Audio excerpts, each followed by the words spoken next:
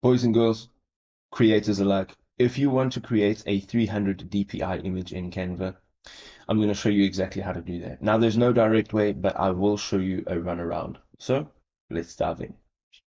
So I've gone ahead and opened a design with an image, and as you can see over here, we're going to go up to the top right hand side and you're going to click on share. Now, by default, if you go down to download, you will be able to download this image as a PNG, right? So what we want to do here is we want to go down and look for PDF print, and this will allow us to download this and save it as 300 DPI. So we're going to select that. We're going to click on download.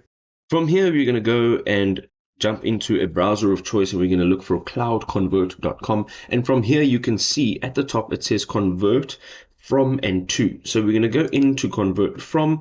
We're going to go to document because PDF is a document file type. Select PDF, and we're going to go the to box, and here we're going to look for image, and we're going to look for PNG. And from here, we're going to go ahead and click on select file. We're going to select the file that we just downloaded from Canva. Once this has been uploaded, we can go ahead and click on convert on the right hand side of the screen. This is, of course, my image, and we're going to click on download. You have now gone and created a 300 DPI image using Canva. If this was a helpful guide, you can go ahead, drop us a like, share it with a friend, and we'll see you next time. Peace out.